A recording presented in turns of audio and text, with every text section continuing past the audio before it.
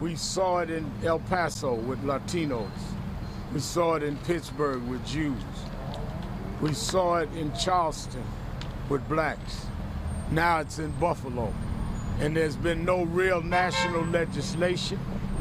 There's been no real addressing of how we're going to monitor and stop this in advance. To go to Tops, the only supermarket in the black community in Buffalo where people have to go and shop, and innocent people mowed down by a man that had put on social media what he was going to do, that had been held suspect in another situation, questioned and let go. It's time for the president and others to convene on how we stop this.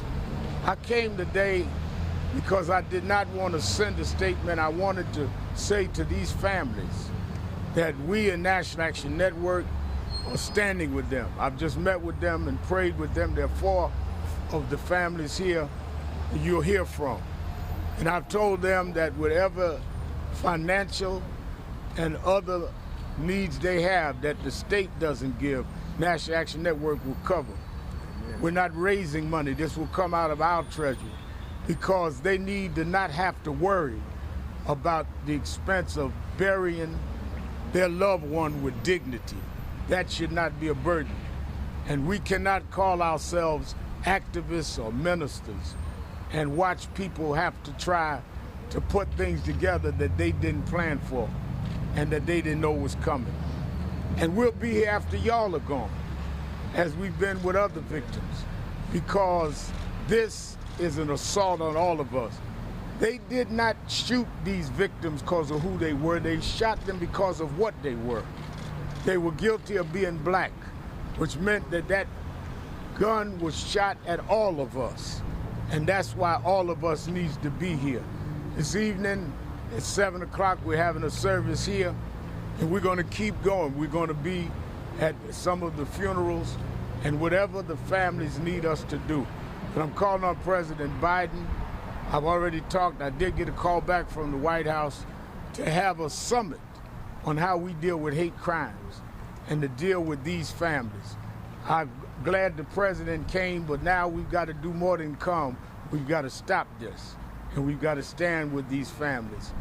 They will never recover from what happened. There will always be an empty seat at their table. Their holidays will be hollow. And the whole country must stand and let them know that enough is enough and that we stand with them. I will always remember talking to the Tops workers a few minutes ago who are still traumatized and will be for a long time. They were there at work when this man just started from the parking lot, I understand, just started mowing people down inadvertently. We cannot let hate win.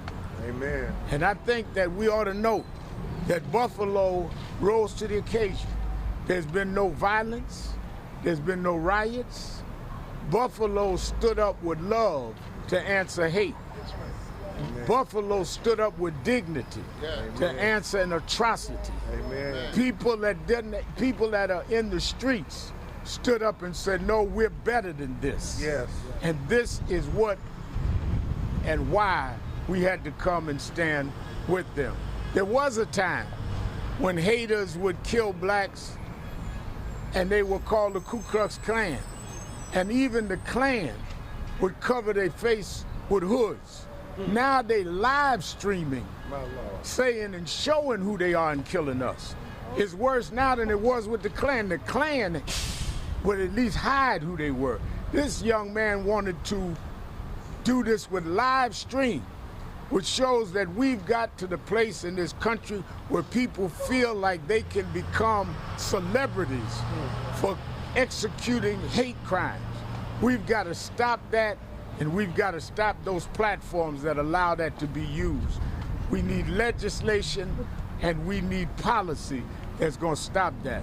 But for the next few days, we're going to grieve with these families, and then we're going to fight with these families for justice for them.